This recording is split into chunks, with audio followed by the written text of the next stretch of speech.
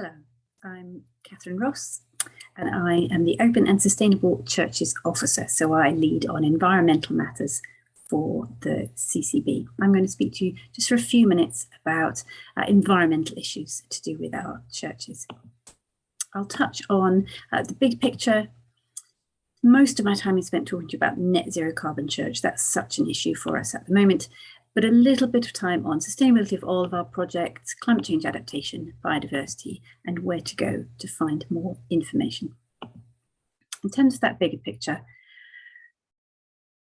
Justin Welby himself has said, reducing the causes of climate change is essential to the life of faith. It's a way to love our neighbour and to steward the gift of creation.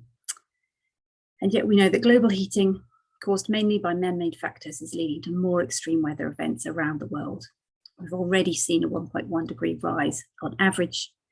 The commitments from the COP and Glasgow Accords are aiming to keep a dream of 1.5 alive, but that's getting less likely and requires us all to work determinedly to achieve it. We know the importance of trying to keep to 1.5 degrees. To do that, we need to slash carbon emissions. Get them going down rapidly year on year and get to net zero by 2050. Meantime, the UN report into biodiversity tells us that 1 million species are at risk of extinction. It's hard to even imagine what that means. For well over a decade, the Church of England has recognised this issue and has been taking steps. It's fully integrated within the 5th mark of mission. So it's a really important missional issue for the church.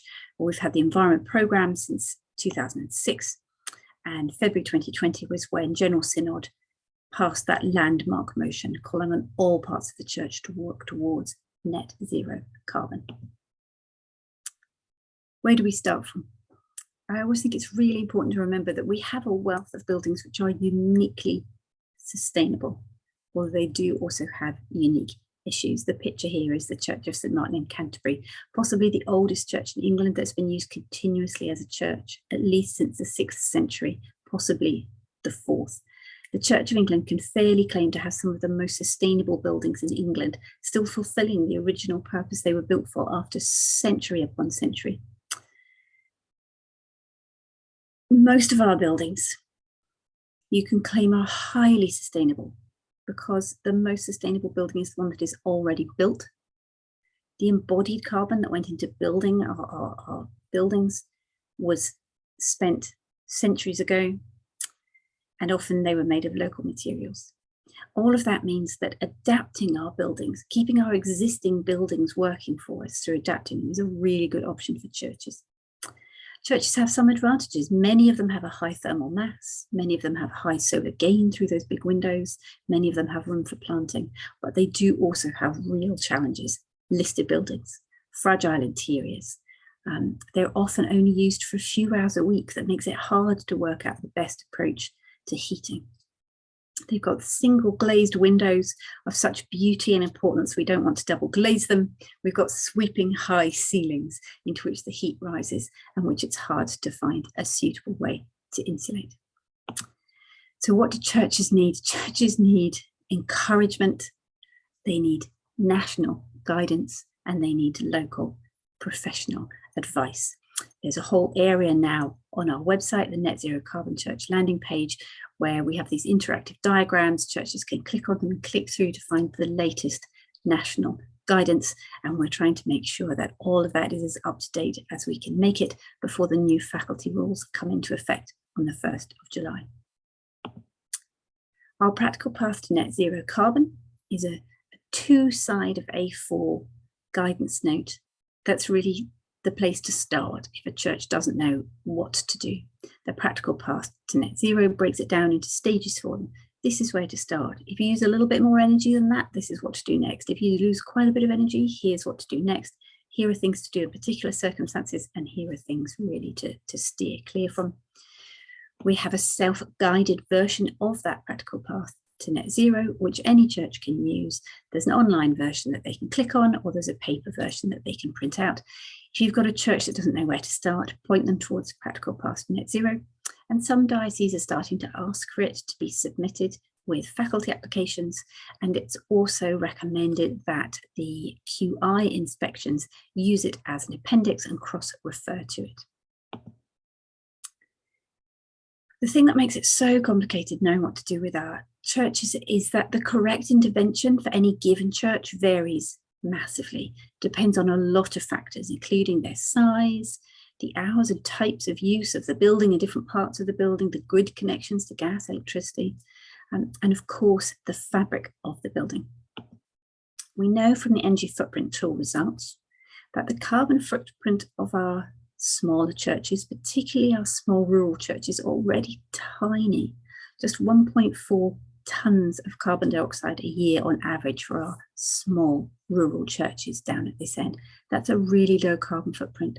So the message to the churches at this end of the spectrum is maintain your buildings. Just try and maintain your buildings. If you can keep the broken windows, get them fixed, if you can deal with the drafts, if you can get the gutters cleared, switch to a renewable electricity tariff when energy prices, energy market settles back down.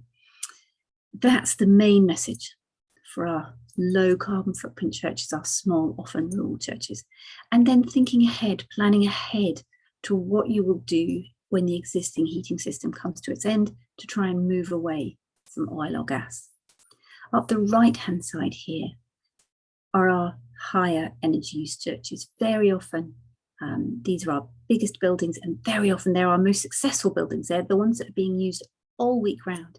Monday to Sunday, there are different activities taking part in the church. They're fulfilling their mission, but they're also using a lot of energy. So that's where, if your DAC can find ways to offer proactive support to those bigger, busier buildings, the ones which are large and heated all week round, that's where you can really make a difference.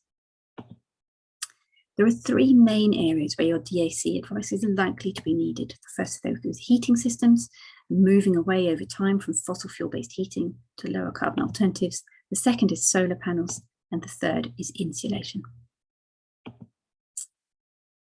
Thinking more broadly, away from those specific kind of net zero kind of projects, there's also remembering the fact that every project, be it a toilet or a kitchenette or a reordering, every project should be considering sustainability in some way. How long will things last? What materials are being chosen? Are you using local skills? Are you cutting down waste on site? Are you recycling the waste that you are making? The DAC can help parishes by asking them the right questions to try and ensure that these sustainability issues have been considered in every project that crosses your desk. I'm only going to touch on climate change adaptation because Chris has got a slot specifically on that later this afternoon. But basically, as well as mitigation actions, trying to reduce our emissions, we also need to be thinking about adaptation actions, how we're going to make our buildings resilient to the more extreme weather that we know is coming. That's things like rainwater goods, flood prevention. But as I said, I'll just skim over that because Chris has got a slot on that later. Just to touch on biodiversity. Our churchyards are such important havens.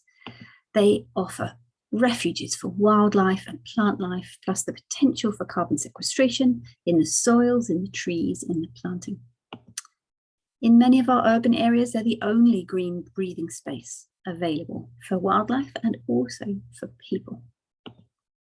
We've got some ongoing projects, which I'll just mention, and you can maybe ask about them in the Q&A if you want to know more, around Churches Count on Nature, Bats in Churches, the surveying of all of our burial grounds, and the Beautiful Burial Ground project run by Karen for God's sake. Some suggested first steps. I'd always say the first thing is meet with your DEO. They're such a key person to be aware of. Meet the chair of your environmental working group, meet the heating and sustainability advisors on your DAC. If you don't have them, then be thinking about how to recruit them. There are some key documents and we'll email them round to you after today. It's worthwhile you reading those and being aware of what they contain. And we have all of our webinar recordings are on our website on solar, heating, EV charging and more. And we have upcoming webinars. If you join the Environment Programme newsletter, you'll get sent one MailChimp every month with the details of upcoming webinars. There are my details if you want to get in touch. Thank you very much for listening.